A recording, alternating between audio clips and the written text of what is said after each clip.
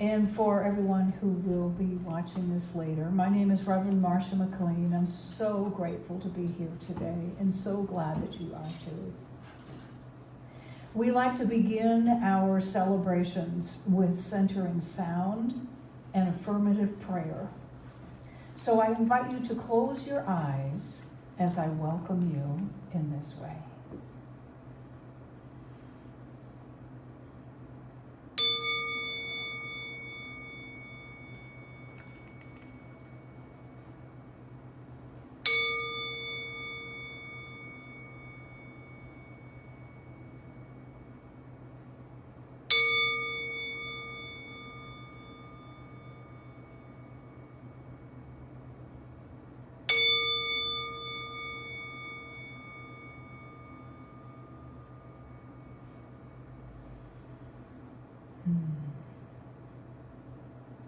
I know that God is in this place because we are here.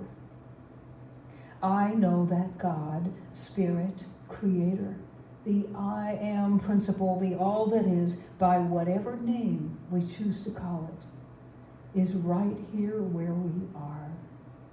Because God is all there is, God, Spirit, Creator, is all that there is. It is everywhere, in its fullness and in its wholeness all the time. There is never a place or a time when that presence is not right where we are, available, full, whole, complete. I recognize that it shows up as all of the elements which comprise it, such as intelligence without limits, and love without bounds, and substance without borders, and life energy with no end. And I recognize, because we are made by it, out of it, in its image and in its likeness, we are all that. And we know whatever we need to know in every moment. We are loved and we are loving. We are supplied and supported, and we are supportive. We are energized, animated, empowered, and empowering. We live in a beautiful, benevolent universe where everything is in perfect and divine order all the time. And I know that this moment, this hour together, this time is no different. I give thanks as I recognize that the presence of Spirit emerges and shows and shines itself as each and every one of us. And we feel that inspiration, we feel that love, we feel that support, and we feel that power. In that gratitude, I release my word knowing that this is so. And together we say, and so it is.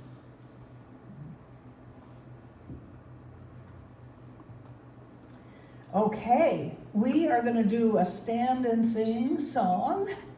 If you're up to standing, definitely singing. It's called I'm Choosing Heaven.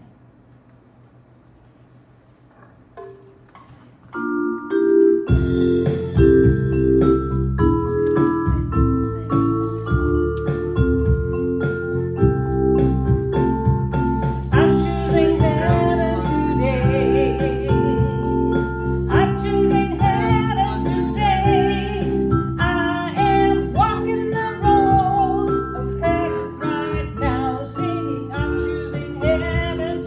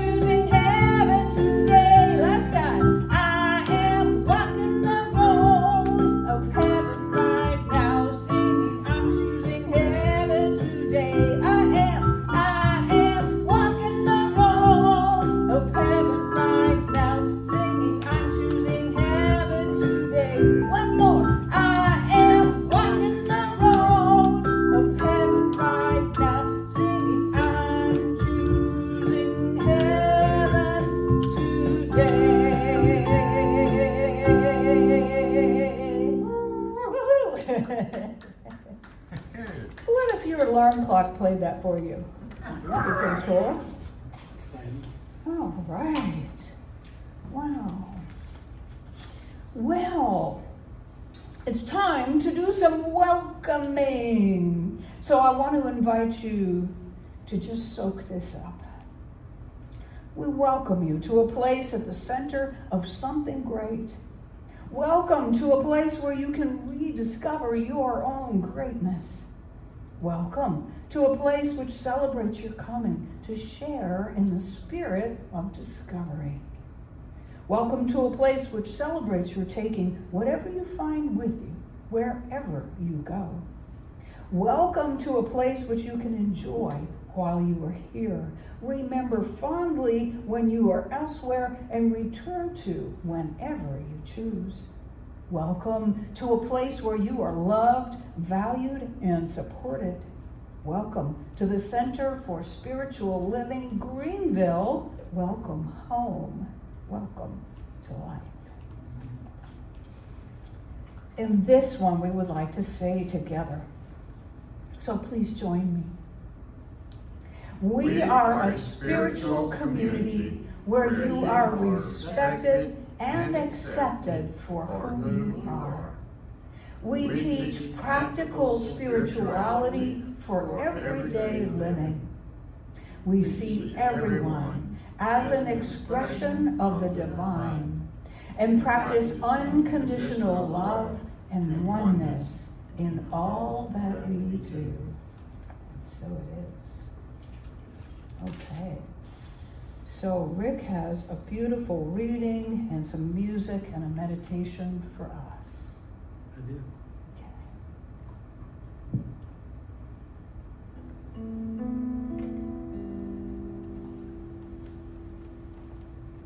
So let's find ourselves comfortable right where we are. I'll be sharing a few words from Ernest Holmes in his booklet titled Creative Ideas.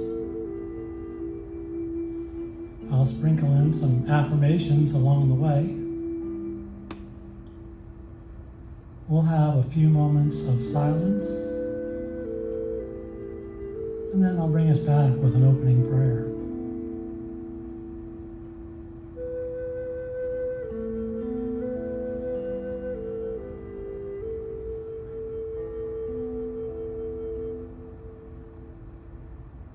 So as we take the time to become more and more present in this moment,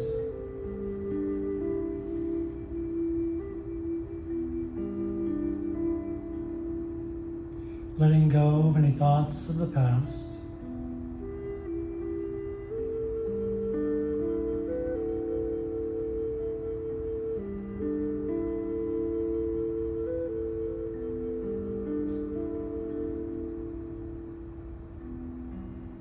and setting aside any thoughts of the future for a more appropriate time.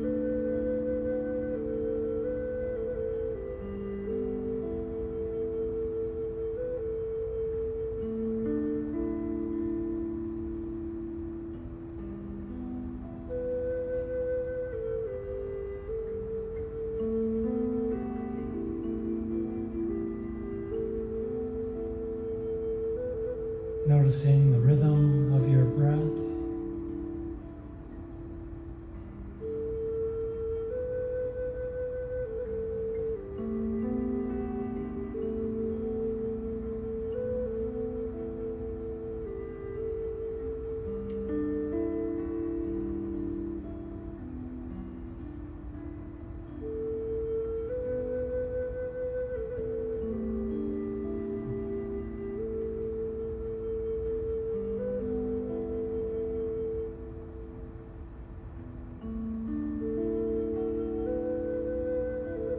And the beating of your heart.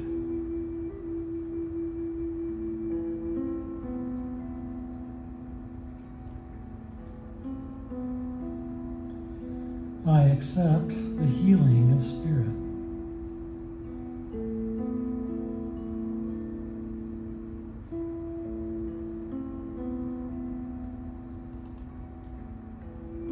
There is a spiritual body which cannot deteriorate.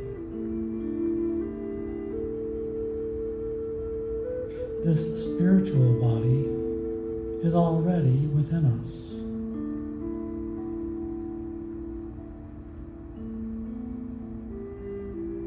But only as much of it appears as we recognize.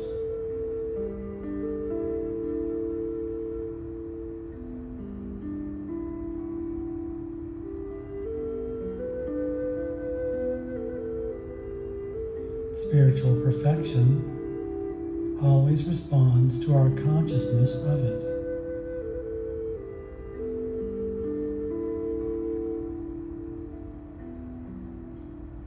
But it can only respond in such degree as we become aware.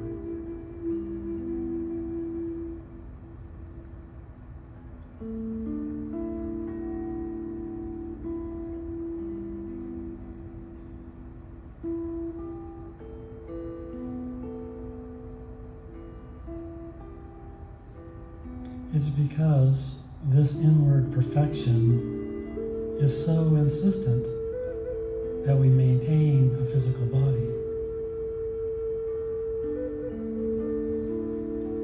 But because we are individuals with volition, we can, as it were, hang a curtain between our physical life and its spiritual cause.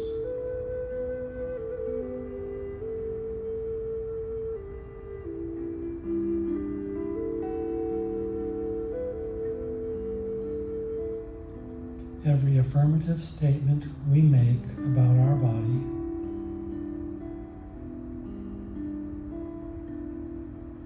with deep feeling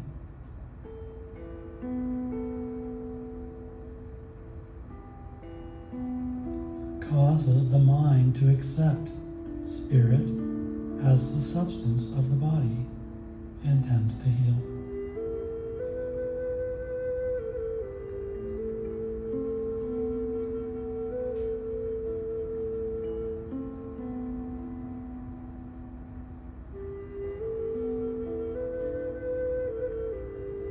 I realize there is a divine presence at the center of my being.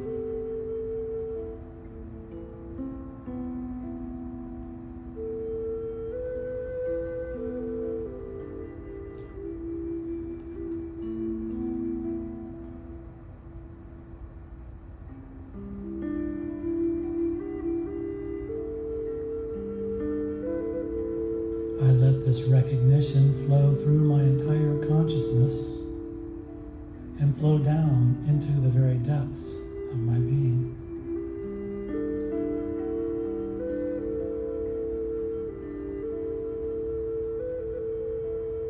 I am now made vigorous and whole.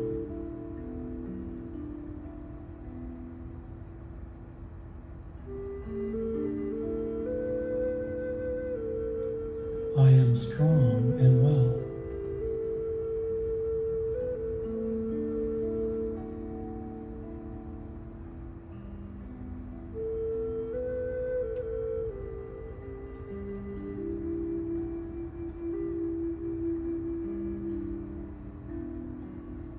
With every breath I draw is a breath of perfection, vitalizing, upbuilding, and renewing every cell of my body.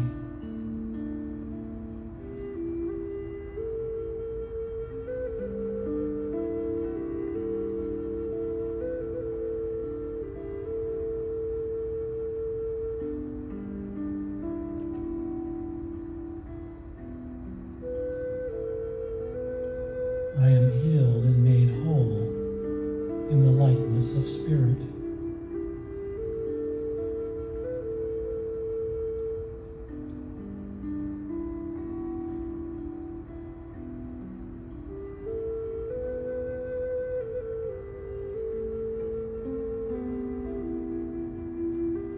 I have complete faith and acceptance that all the statements I have made are now fulfilled, as I have believed. I accept the healing of spirit.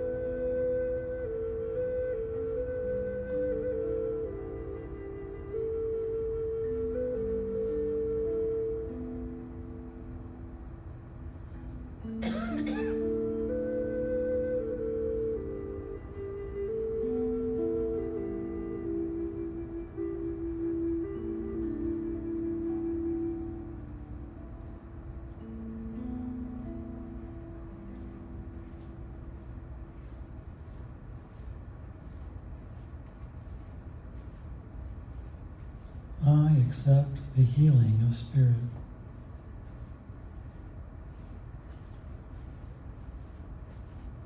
I'm so grateful to recognize that this is the perfect day that God has made for each and every one of us to bask in its infinite glory,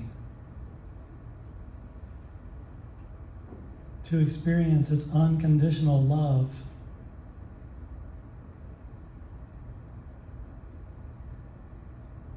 to witness and experience the promise that this intelligence always goes before us and makes the path of our experience wonderful, fulfilling, magnificent, abundantly supplied. I know that our body is the body of God. I know that God is wholeness, so our bodies are whole. That we are complete.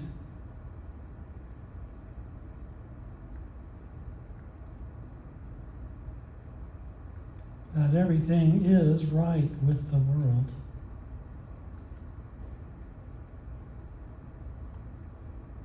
I know that it is all good because it is all God.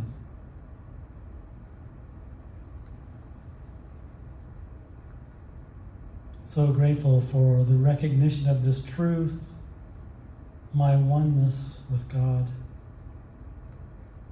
my ability to experience and witness the perfect unity of all life.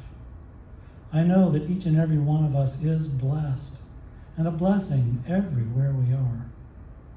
And so it is.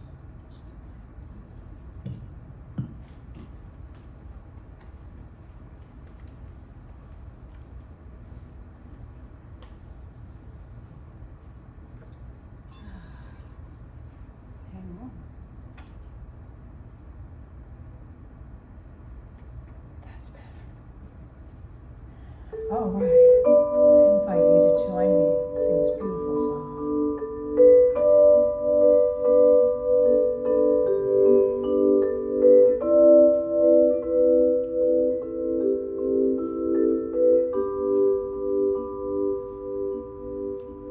We are holy, holy, holy. We are holy, holy, holy. We are holy, holy, holy. We are holy. We are holy, holy, holy. We are holy, holy, holy. We are holy,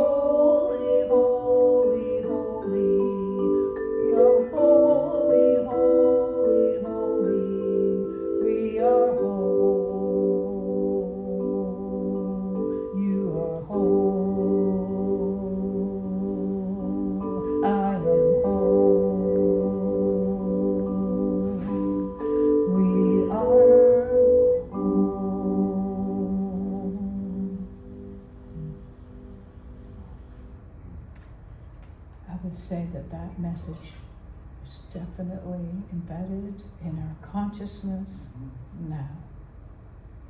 Thank you, Rick and Karen Drucker, for that. Well, I think this is the point where I get the remote, right? Okay. So, we have kicked off last week a series called It's Awe-Inspiring August, Celebrating Our Greatness. And one of the places that we ended up last week had to do with this concept of genius. If you were here last week, you may remember that the statistic was something like 95 or 96%, I can't remember. A very, very high percent of the capacity to be creative at the genius level in a newborn versus something all the way down to about 2% by the time we reach the age of 20. And so we talked a little bit about where it went, or where we went with relation to that genius. And I thought today that would be a perfect opportunity to talk about The Big Leap. This is a wonderful book that's now old with yellowed pages. I love it if you haven't read it. Dr. Gay Hendricks, PhD, is an amazing psychotherapist and an incredible author. And so this is a keeper. So we are going to look at celebrating our greatness with a little help from The Big Leap. I call it wisdom from The Big Leap. See, they got almost the same picture, except for that fish is jumping out of a bowl that has more in it. Okay. So, there are a few things that this book points out that are particularly interesting. The first one that Hendricks talks about is called the upper limit problem. It is a tendency, an unconscious habit to nip our joy in the bud, she said, bud. But, if you want to say but, it would probably do the same thing. It is an automatic, unconscious human correction to get us back to the familiar. Like, who said that familiar is worth getting back to? Anyhow. So, it becomes like a saboteur on life's adventures. It becomes like that rain on our parade. Hendricks also identifies that there is a spectrum of possibility that we seem to operate in, from low to high. That's really fascinating. We're going to talk about that more in a moment. He also suggests there are ways that we can overcome this pattern of short-circuiting our joy. Those ways, and by the way, there are pens and note cards over there if you'd like to write some of these down, and we'll come back to this one once, are to 1, extend contentment. 2, to eliminate flow stoppers. 3, to allow ease. And 4, to live in harmony always. So what would it be to extend contentment? If you're feeling a moment of contentment, can you just find a way to let it last a little longer? Eliminate flow stoppers. Positive psychologists have told us that this concept called engagement, which is like being in the flow, is really good for us. And that's when we're doing something and we get so absorbed in it that we lose track of time. Okay? Can you see that bumping up against a few rules you might have picked up along the way? Okay. So, eliminating flow stoppers, I know Rick shared one of these from one of his real estate work groups or something. You might do something like set your schedule to protect your 60s and your 90s, which are blocks of time, which are either 60 or 90 minutes long, where you have arranged not to be interrupted. How many alarms do you have on your phone Do you spend all of your time in close proximity to that phone? Maybe not. How many things do you agree to do on a given day? Are they all necessary? Do they feed your soul? Or do you just do them because you always have? Or because you can't say no? There are a lot of things that we could do to make it possible to get into that state of engagement and flow. So we'll need to look at what might be stopping us from having those experiences. Allow ease. Where does ease fall in that rule book? Is it okay to be at ease? Or is there a conditional okayness to being at ease? As long as everybody else is all right? As long as there's nothing to do? As long as nothing's going wrong? So what are your conditions around allowing ease? Could they be opened up a little bit? Oh, I'm pretty sure ease is good for us too. I'm sure it is, because it's the opposite of stress. And we know all about that. We hear about it from our primary care physicians and so forth. Live in harmony always. Well, that seems like a tall order. However, what if we were to do some things to avail ourselves of living in harmony more often? You know, that word always could be like that ideal, that aim. There are lots of things that we do with an ideal aim, and hey, if we got closer to it today, we're doing great, right? It allows an opportunity for improvement, for evolution in some way. We'll come back to those in a moment, but I wanted to make sure that you had an example of what we're talking about. So my biggest takeaway from this book was this scale of livingness that Hendricks came up with. It goes from, and you can also, if you do phones, you can take pictures of these. It goes from incompetence to competence to excellence and to genius. This is not a race, it's not a contest, it's not, the whole point is to go from being really bad at something to being a genius, although that may be the pathway right to being an Olympic medalist. You start with not knowing how to do something and you end up there. These are not just phases of evolution, they're also indicators of our relationship to certain things. So, here's another way to put it in my words. Can't do, can do very well, and do extraordinarily well. Or this, frustrating, dull, satisfying, out of this world. It's such a confirmation of this idea of what a win-win it is to discover what you love and what you do with joy, and to do that. It's another example of that thing I love so much and harp on all the time about the law of Dharma. Because this is saying that what you're best at brings you joy, it's healthy for you, it's a good place to be. And this guy has been a psychologist for a really long time. He knows his stuff. So Hendricks also says this. He says, I haven't had to do anything I didn't want to do for so long, I can't even remember what it feels like. Can you imagine being able to say that? And this one is for us. This is a Van Morrison lyric. He says in one of these songs, he stops and just speaks these words. It's the song about Coney Island on the Enlightenment album. He says, wouldn't it, in Irish brogue, which I cannot do, wouldn't it be great if it was like this all the time? Beautiful, beautiful. Wouldn't it be great if it was like this all the time? We hear spiritually and scientifically and in terms of nature that actually it is, or it has the potential to be, and yet we're involved in this thing of bringing that perfection into our own experience and into visibility and tangibility.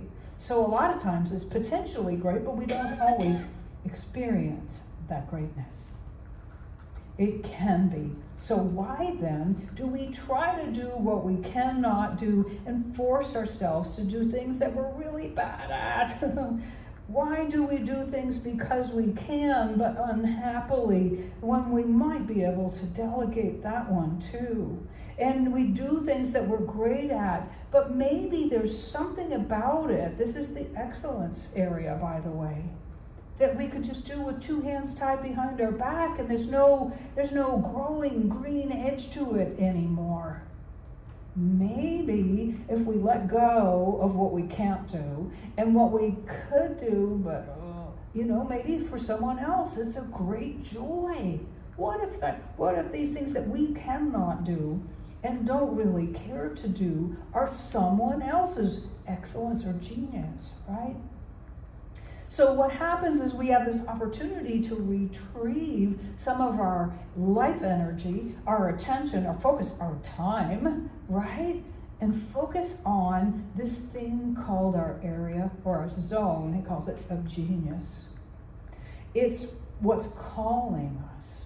It's on that edge, that dreaming edge, the things that we dream about, and when we speak of them, we get so excited. Why? Have we not done more of this? Why have we held on to the things that we could really leave for someone else to do? Well, sometimes it's just simple necessity. You might say, it's not my zone of genius to take out the garbage. However, if I don't, my house is going to get smelly and full of critters. So, I'm not talking about that. But I'm talking about what you give most of your time and energy to. We may not have known this before, but we know it now. We are always evolving. We are always evolving. Can you think of some of these scenarios in your life? I know I've got mine. I've got things that I'm just not good at. I either need to give them to someone else, need to admit that and do it, or I already have. It's like, don't let me touch that. Here's what I can do, but don't let me touch that, because all I will do is mess it up more for you.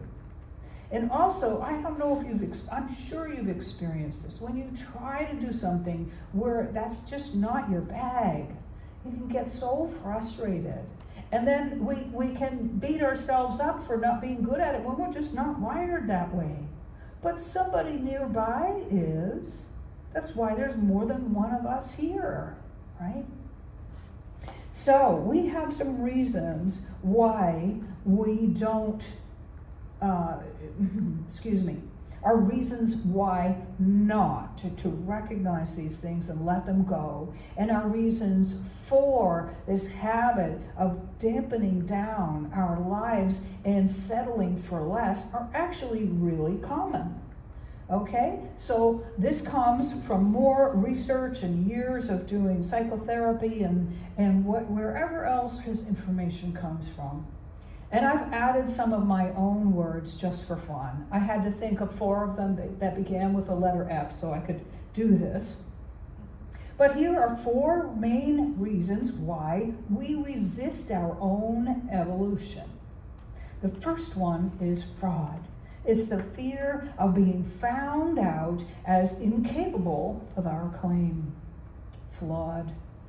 What if I make a mistake? Not getting it right the first time is a perfect example.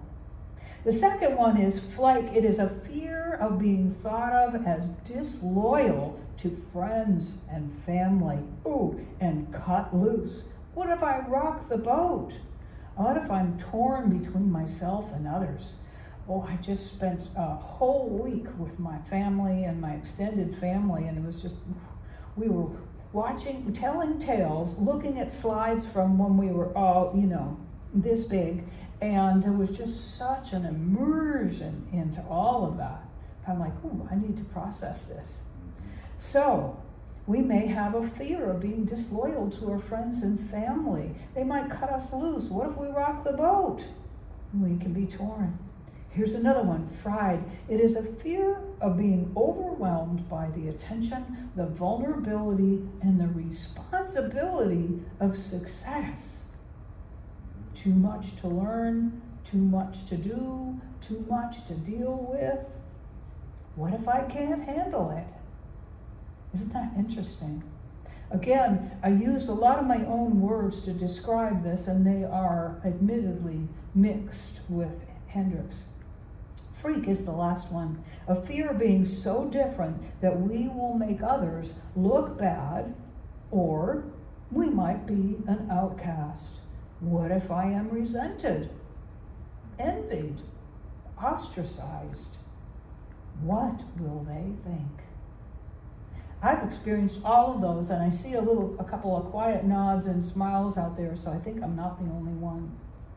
The social sciences tell us that we have a lot invested in agreement. Yet, as the bumper sticker says, rarely do well-behaved women make history. And the same is true for men and others. Well-behaved anybodies rarely make history. And if there's some history within you that is waiting to come out, should you wait for permission to go ahead? Or should you go on and show others the way? That's another choice point. All life is energy, and energy must flow. And when we deny its outlet, it still finds a way to burst forth and keep flowing. My interpretation of the big leap is that we can't not let life flow through us, because life is energy, and energy must flow. We cannot deny it. And I know that some of you out there already know that very well. We can, however, get roughed up or even die trying to hold it back. I saw a lot of people trying to hold things back when our whole family got together. I'm thinking, well, I know, sometimes we just save that for later. But if we make it a lifetime habit of holding back who we are, what happens to all that energy? It's such a serious subject. I thought maybe we could lighten up again and just take a moment and think about, have you ever tried to do something you just absolutely stink at? Have you ever tried to continue doing something that you know how to do, but you just don't enjoy? What if someone else could do that thing for you? Are you coasting with something that you've gotten really good at, but the joy is gone? How is that going? Surely you know that what it is that you dream of doing. You might call it a hobby, or you might be more familiar with it. But what would it be like if you were doing it more often? If it was made more important, how would that feel? Remember the stories of cutting off the end of the roast? The old tale of cutting off the end of the roast in order to fit it into the pan, and the other one is the fisherman's version, where the fisherman keeps throwing all of the trout or whatever back into the water that don't fit in the frying pan that he has. In both cases, you could just get a bigger pan rather than throwing away all the meat and fish that doesn't fit in the one you've got. It's a very useful tale. We respond to things as we must in the moment. And the problem is that those responses, which were meant to be temporary, become permanent mindsets, and then we're throwing away our proverbial meat and fish all the time. We're throwing away our demonstrations, our opportunities, because we're so caught in this smaller idea of how much life that we can handle living. So if we're going to stay open, if we're willing to stay open, those creative solutions will and do appear. There's always an opportunity for a new idea. So remember those things that we were told will help us overcome this pattern of short-circuiting our joy. The first one was extend contentment. The second one is eliminate flow stoppers. The third is to allow ease. And the fourth is to live in harmony and aim for always, right? Okay. So here's just a little bit more. There are a couple of things. I'm actually going to back up to this one for a moment. The first thing to let go of in order to take our big leap is our fear of going first. Apparently that's a thing.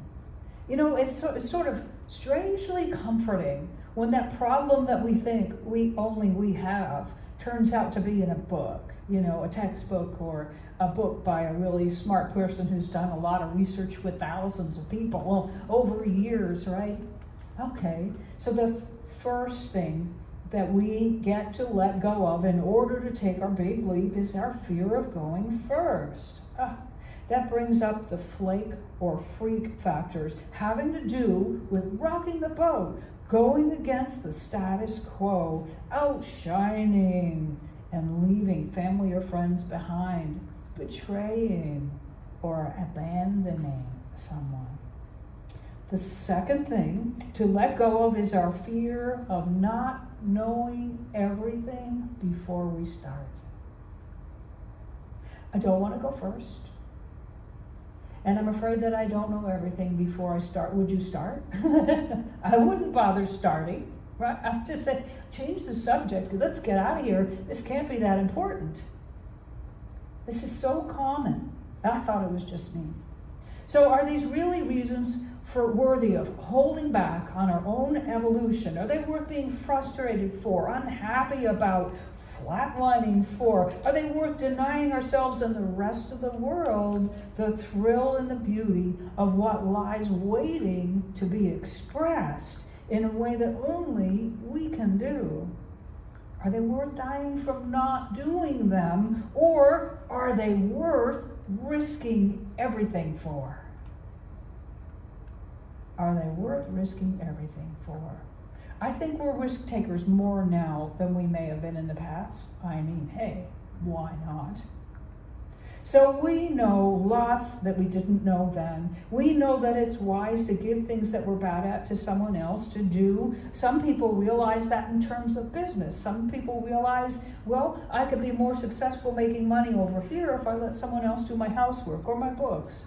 You know, it's not uncommon. We know that unhappiness is bad for the bottom line and for our health. We know that sticking with the familiar is not as safe as we thought it was. We're encouraged to take the leap, told that we will grow wings on the way down, and that the net will appear, and to just do it. Now I'm going to share that with you. Here is what Gay Hendricks says about those fears that try to hold us back. I love this. Love yourself for exactly what you are afraid of. The moment we love our fears is the moment we transform them into an opportunity for growth. I told you guys this before, but my mother gave me many books along the way to try to help me out, and one of them was called Feel the Fear and Do It Anyway.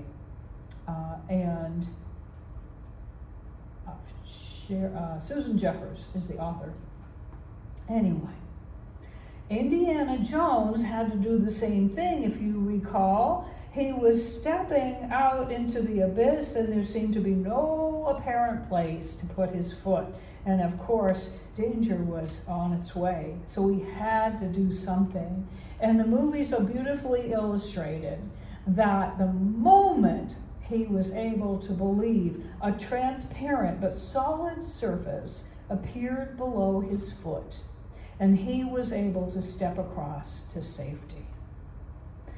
Sometimes our, stepping place, if you will, may be invisible, but that doesn't mean that it's not there. So life is energy. It must flow. The beauty of your big leap is that it is the ultimate win-win, because you benefit and so does everyone else. And conversely, if you don't take your big leap, you forfeit, and so does everyone else. So why not say, here goes nothing, and take that leap and see where you end up? All those people have told us about nets and wings and invisible steps for a reason. Because when we believe, when we take the leap, when we take the risk, whatever we need is always there. That's part of the deal of living, and it's worth it. Thank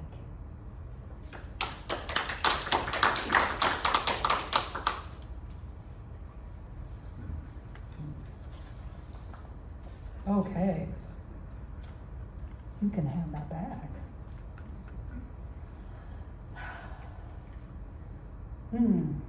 So we're going to do something that we call the honoring of conscious giving.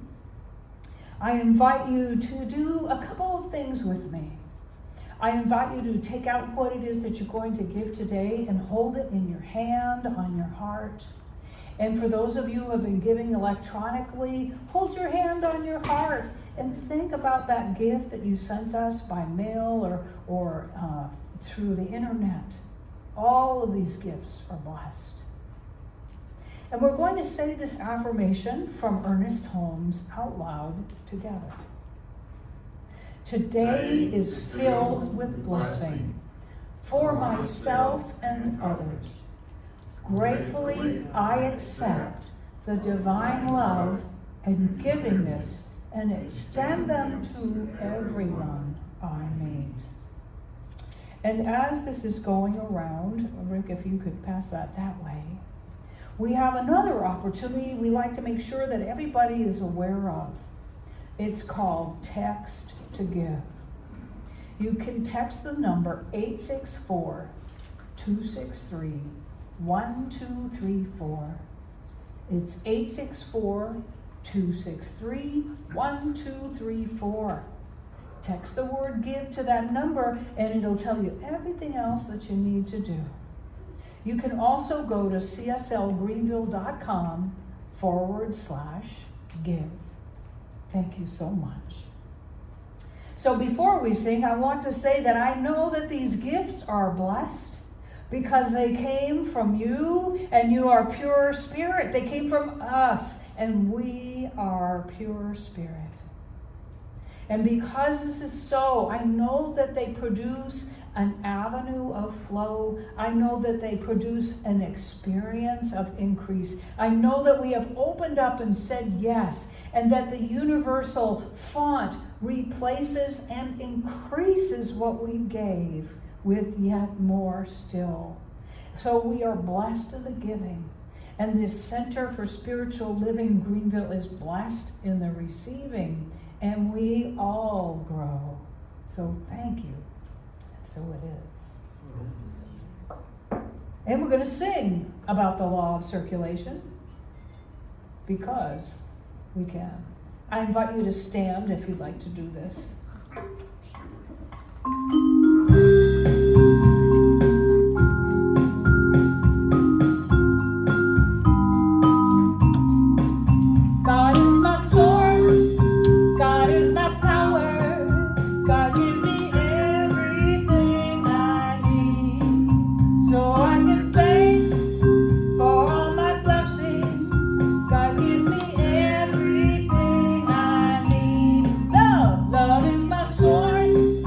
Love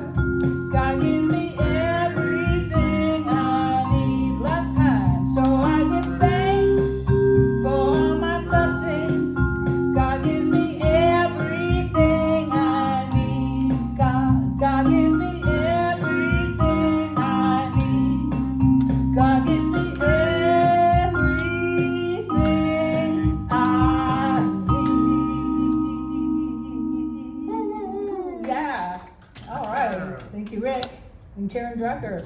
And that is, okay. Wow. Well, we have just a little bit more to share with you in the way of announcements. This is Sunday Soul Feast. So here we are. Thank you so much for being here. We're going to have another healthy feast. And until it gets cold, we're just going to stick with really nourishing, cool things to eat. All right? And tomorrow night at our Greenville Spiritual Living Circle at 7 o'clock on Zoom. What are we talking about? We are going to talk about taking the big leap. We're going to talk about what is your big leap. Most of the time, what we love to do on Monday nights is start with what we were talking about on Sunday and see what it has inspired or stirred up. We're also always there for one another to be supportive in life and what's going on in our lives and what we're wrestling with, what we're excited about, and we have a really good time. We always have 8 or 9 people on the average. Really great thing.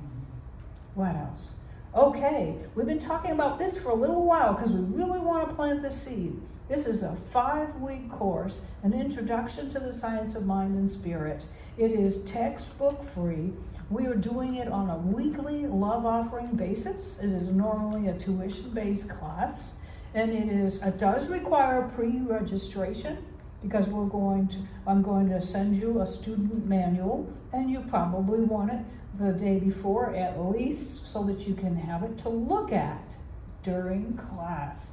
Fantastic class. It starts on August 27th and goes for 5 weeks, Tuesday nights. Okay. Make a prayer request. These yellow cards over here are one way to do that, and you can fill out and put your prayer request there and put it in the container here behind me.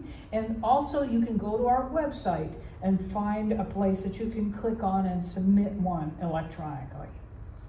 Okay.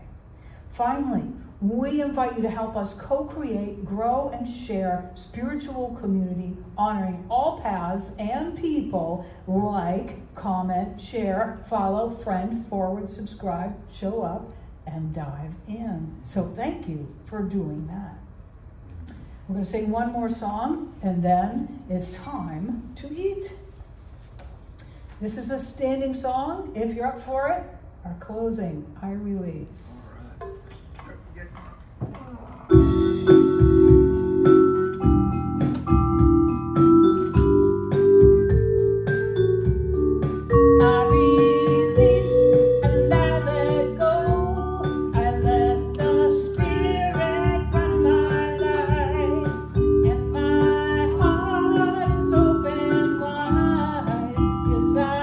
Only here for God, no more.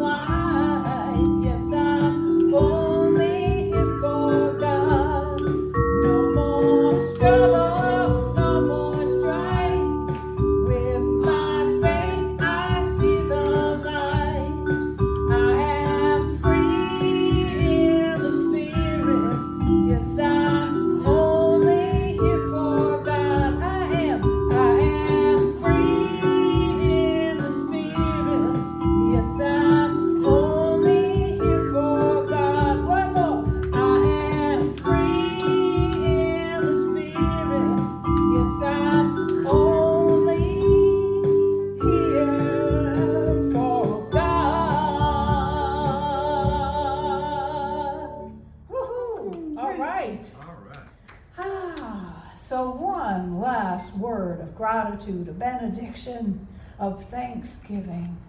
I am so very grateful for the urge, the inspiration, and the response and the action that brought us all together today in inspiration and in love. And I know that we have access to greater idea and experience of livingness because of it. And I know that this fullness goes with us as we spend time in fellowship and as we move out that door into the rest of our lives, lifting us up and everyone and everything in our lives too. For this I am so grateful and thankful. I release my word. I know it is so. And together as we open our eyes, we say, and so it is.